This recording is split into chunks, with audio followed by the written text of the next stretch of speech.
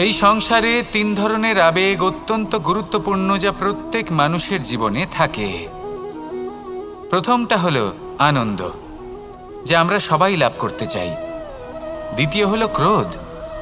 এটা তখনই আসে যখন আমরা আমাদের উপর নিয়ন্ত্রণ হারাই বা কোনো পরিস্থিতি আমাদের প্রতিকূল হয়ে থাকে। তৃতীয় হলো দুঃখ। এই দুঃখ তখনই আসে যখন কোনো একটা পরিস্থিতি আমাদের মনের মতো হয় না, বা আমাদের প্রিয়জন আমাদের বুঝতে পারেন না, আমরা অমূল্য কিছু হারিয়ে ফেলি। তখন এই দুঃখ আমাদের হৃদয়ে আশ্রয় নেয়। এই তিন আবেগ হলো এমন যে আমাদের জীবনে আসতে এবং যেতে থাকবে। কিন্তু এই তিনটি আবেগের বিষয়ে কোন কথাটা মনে রাখতে হবে সেটা শুনুন।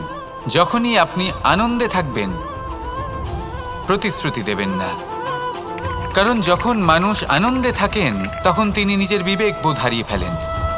দ্বিতীয়ত, যখনই আপনি ক্রুদ্ধ হবেন, উত্তর দেবেন না, কারণ ক্রোধের বশে যে উত্তরই দেবেন সেটা শুভ হবে না।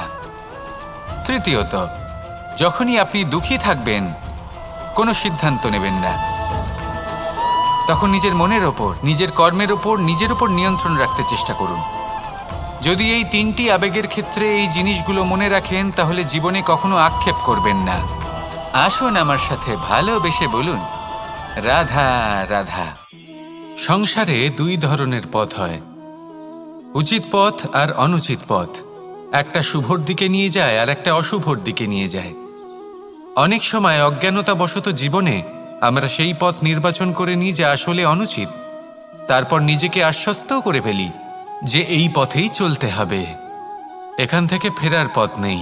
কিন্তু যদি সত্যি বলি, তাহলে এটা শুধুই আপনার ভ্রম। আপনার মধ্যে শুধুমাত্র একটু দৃঢ়তার অভাব আছে, তা জাগ্রত করুন আর বাড়িয়ে তুলুন। আপনি দেখবেন এই সংসারে এমন কোনো পথ নেই যেখান থেকে ফিরে আসা সম্ভব নয়। এমন কোনো মানসিকতা নেই যা বদলানো সম্ভব নয়। যদি আজ এই মুহূর্তে আপনার মনে হয়ে থাকে যে আপনি কোনো অনুচিত পথে আছেন আর আপনি কোনো শুভ পথে যেতে চান, তাহলে ওখান থেকে ঘুরুন আর ফিরে আসুন। আবার সেই মোড়ে ফিরে আসুন আর সেই পথ নির্বাচন করুন যা আপনার জন্য শুভ। একটু সময় অবশ্যই লাগবে, কিন্তু নিশ্চিত রূপে আপনার উদ্দেশ্য এবং আপনার গন্তব্য এই দুই অনেক শ্রেষ্ঠ হয়ে উঠবে। তাহলে আসুন আর আমার সাথে ভালোবেসে বলুন, রাধা রাধা।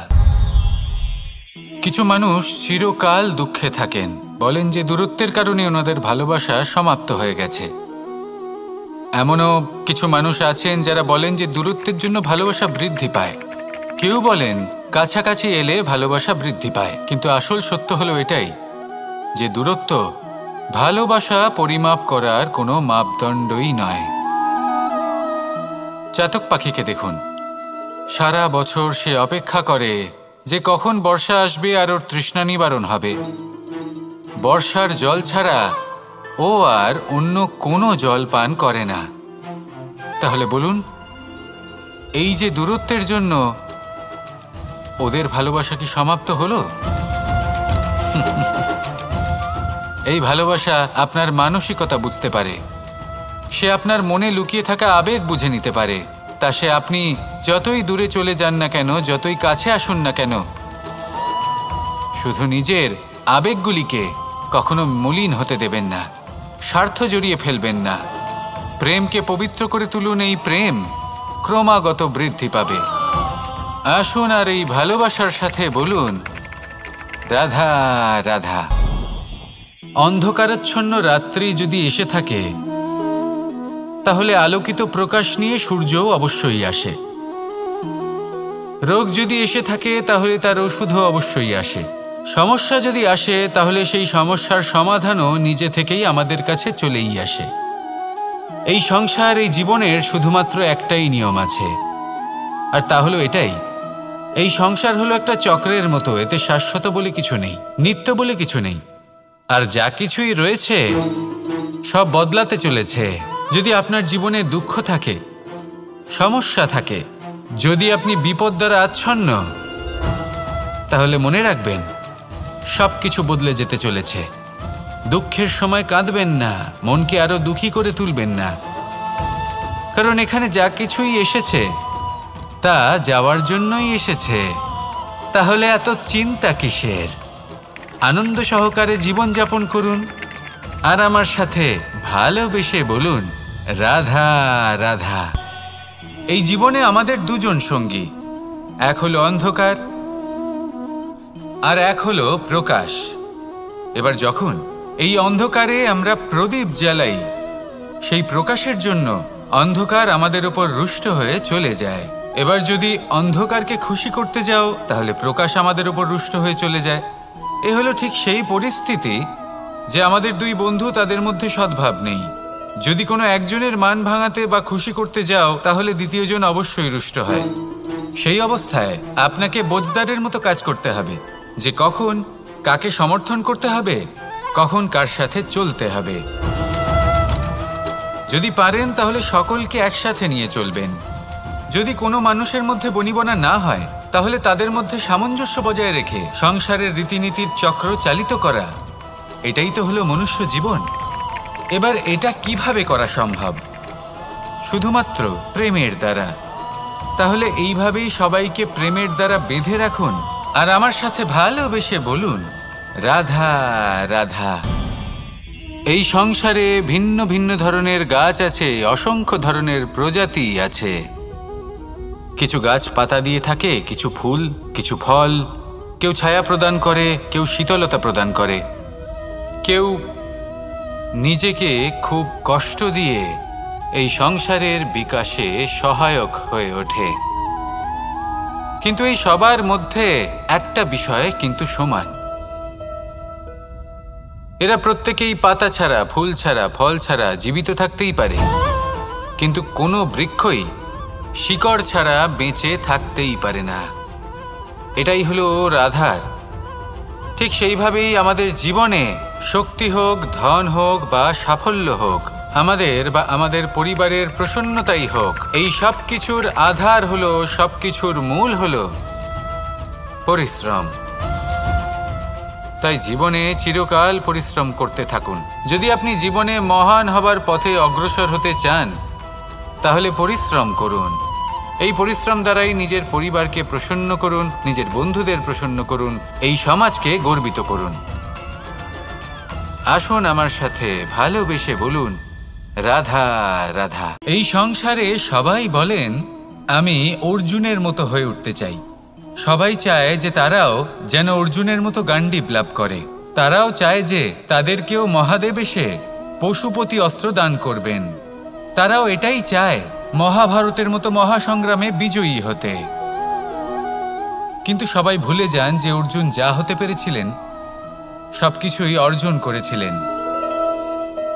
যদি আপনিও অর্জুনের মতো গান্ডীব লাভ করতে চান তবে আপনাকেও তার মতোই শ্রেষ্ঠ কাঠ নির্বাচন করতে হবে। সেই কর্ম আপনাকেই করতে হবে। তার প্রত্যঞ্চা যাতে তীব্র হয় তার জন্য আপনাকে সর্বশ্রেষ্ঠ দড়ি খুঁজে বের করতে হবে। আপনার বাণ যাতে ঘাতক হয় সেই জন্য আপনাকে নতুন নতুন ধাতু খুঁজে বের করতে হবে। সেই শিক্ষা আপনাকে লাভ করতে হবে, তবেই আপনার ইচ্ছে পূর্ণ হবে। অর্জুন হওয়া বড়ই সরল যদি আপনি কিভাবে অর্জন করতে হয় তা জানেন। শুধুমাত্র স্বপ্ন দেখেন যারা, তারা কখনোই অর্জন করতে পারবেন না। কিন্তু যদি কেউ অজ্ঞাতবাস ভোগ করতে পারে, যদি কেউ লাক্ষাগৃহ থেকে পালিয়ে বাঁচতে পারে, যদি কেউ কঠোর তপস্যা করতে পারে, প্রতীক্ষা করতে পারে এবং পরিশ্রম করতে পারে, তাহলে সে অর্জুন অবশ্যই হয়ে উঠবে। যদি আপনি অর্জুন হয়ে উঠতে চান তাহলে কর্ম করতে শিখুন আর আমার সাথে ভালোবেসে বলুন রাধা রাধা। আপনি কখনো রেশমের কীট দেখেছেন? নিজের সুরক্ষার জন্য সে নিজের লালা থেকে একটি সুতো উৎপন্ন করে আর সেই সুতো দ্বারা নিজেকে পেঁচিয়ে নেয়, প্রকৃতি এবং অন্য জীবজন্তুর হাত থেকে সুরক্ষার জন্য। কিন্তু যখন সেই সুতো শুকিয়ে যায় তখন কি হয়? তা একটা খোলসে পরিণত হয়, এত সবল হয়ে যায় যে সেই রেশমের কীট তা ভেঙে বাইরে বেরিয়েই আসতে পারে না।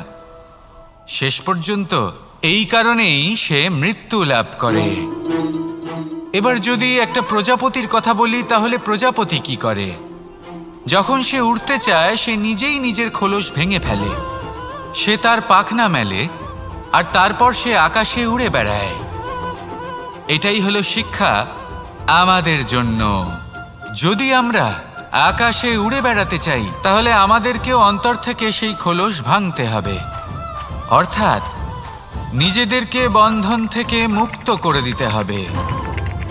সুরক্ষার জন্য কোনো বাঁধনে জড়িয়ে পড়া এ হলো সবথেকে বেশি অসুরক্ষিত কার্য। জীবনে সুরক্ষার ভয় থাকাটা উচিত, কিন্তু তা যদি অত্যাধিক হয়ে যায় তাহলে তা আপনাকে এতটাই দুর্বল করে দেবে যে আপনি নিজেরই সুরক্ষার চক্র ভেঙে বেরোতেই পারবেন না। যদি আপনি নবনির্মাণ করতে চান তাহলে আপনাকে নিজের এই সুরক্ষা কবচ ভেঙে বেরোতেই হবে, সাহসের সাথে পরিশ্রম করতে হবে। আর যদি আপনি এটা করতে পারেন তাহলে আপনার উড়ান কেউ আটকাতে পারবে না। আসুন আমার সাথে ভালোবেসে বলুন, রাধা রাধা।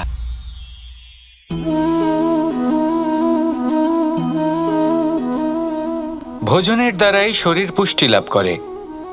ছোটবেলা থেকে আজ পর্যন্ত যাই আপনার ভোজন হয়ে থাকুক, যাই আপনার আহার হয়ে থাকুক, সেই অনুসারেই আপনার শরীর গঠিত হয়েছে। এই ভোজন অত্যন্ত গুরুত্বপূর্ণ, সেই জন্য এর প্রত্যেক অংশকে বোঝা খুব আবশ্যক। প্রথম অংশ, যে আমরা কি গ্রহণ করছি, এই ভোজন কোন স্থান থেকে আসছে সেটা বুঝুন। দ্বিতীয় অংশ, ভোজন কে বানাচ্ছেন। এই ভোজন সর্বশ্রেষ্ঠ তখনই হয় যখন মাতার হাতে তৈরি করা ভোজন হয়। কিন্তু যদি মাতার তৈরি করা ভোজন আপনি প্রাপ্ত নাও করতে পারেন তাহলে সেই ব্যক্তির ভোজন তৈরি করা উচিত যিনি সাত্ত্বিক। তৃতীয় অংশ, কোন স্থানে আপনি ভোজন গ্রহণ করছেন। যে স্থানে আপনি ভোজন গ্রহণ করছেন তা সাত্ত্বিক হওয়া উচিত, তা হলো অত্যন্ত গুরুত্বপূর্ণ। এবং চতুর্থ সবথেকে গুরুত্বপূর্ণ অংশ, তা হলো এই ভোজন আপনি যার দ্বারা প্রাপ্ত করেছেন, যেখান থেকে প্রাপ্ত করেছেন, যে স্থানে বসে আপনি ভোজন গ্রহণ করছেন তার প্রতি কৃতজ্ঞতা প্রকাশ করুন এবং ভোজন পূর্ণরূপে সমাপ্ত করুন। তবেই এই ভোজন আপনাকে সুখী জীবন দান করবে, সুস্থ শরীর দেবে, আর এই মন তা সুপ্রসন্ন হয়ে বলবে, রাধা রাধা। যদি আমি কোনো বনে যাই, কোনো নির্জন বনে, সেই বনের বিষয়ে, সেই পথের বিষয়ে, গাছপালার বিষয়ে, পশুপক্ষীর বিষয়ে আমার যদি কোনো জ্ঞান না থাকে, সেই বনের ক্ষুদ্র থেকে ক্ষুদ্রতর অংশের বিষয়ে যদি আমার কোনো জ্ঞান না থাকে, তাহলে হতেই পারে সেই বনে কোথাও আমি হারিয়ে যাব। হয়তো এমনভাবে হারিয়ে যাব কোনোদিনও বাইরেই বেরোতে পারবো না। তাই সেই বনের বিষয়ে জ্ঞান লাভ করা আবশ্যক। এটাই হলো শিক্ষা। জীবনে বেশিরভাগ মানুষই কেন অসফল হন? ওনারা একটা লক্ষ্য স্থির করেন, কিন্তু সেই পথের বিষয়ে তারা পর্যাপ্ত জ্ঞান অর্জন করেন না। সেই পথে কি বিপদ আসতে পারে প্রত্যেকটা পৃষ্ঠার জ্ঞান তাদের নেই, আর সেই জন্যই তারা অসফল হন। আপনি জীবনে যখনই কোনো লক্ষ্য স্থির করবেন, কোনো লক্ষ্য সাধন করবেন, পরিকল্পনার সাথে সেই পথে অগ্রসর হন। সেই পথকে বোঝার চেষ্টা করুন, সেই পথের বিপদ সম্পর্কে জ্ঞান লাভ করুন, সব কিছু জানার চেষ্টা করুন, অজানা তথ্য আহরণ করুন, আর তারপর সেই লক্ষ্যের প্রতি নিজেকে সমর্পিত করুন। তবেই আপনি সাফল্য লাভ করবেন, আর এই মন প্রসন্ন হয়ে বলবে, রাধা রাধা। বেশিরভাগ মানুষই এই কথা জানেন যে আমাদের শরীর 5টি তত্ত্ব দ্বারা নির্মিত, যাকে আমরা পঞ্চতত্ত্ব বলি। জল, অগ্নি, বায়ু, ধরিত্রী এবং আকাশ। এবার এই কথা আমরা সকলে জানি, কিন্তু এগুলোর সাথে কিছু গুণ জড়িয়ে রয়েছে যেগুলো আমরা দেখতে পাই না। যদি এই গুণগুলি আমরা আত্মসাৎ করতে শিখে যাই তাহলে সাক্ষাৎ পরমেশ্বরের দর্শন আমরা পেতে পারি। যদি কথা বলি প্রথম তত্ত্বের, জলের কথা, জল যা প্রত্যেক জ্বলনকে শীতলতা প্রদান করে। এই জলকে দেখুন, যা শুধু প্রবাহিত হতে জানে, থামতে জানে না।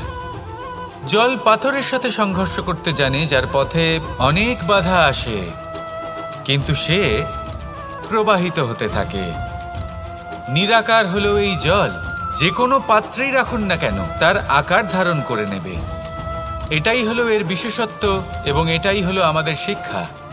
কিভাবে প্রবাহমান থাকতে হবে, কিভাবে আমাদের থামলে চলবে না, তাতে আমাদের পথের মধ্যে যতই যেরকমই সমস্যা আসুক না কেন আমাদের এই জলের মতোই নিরাকার হয়ে যে কোনো পরিস্থিতিতেই প্রবাহমান থাকতে হবে।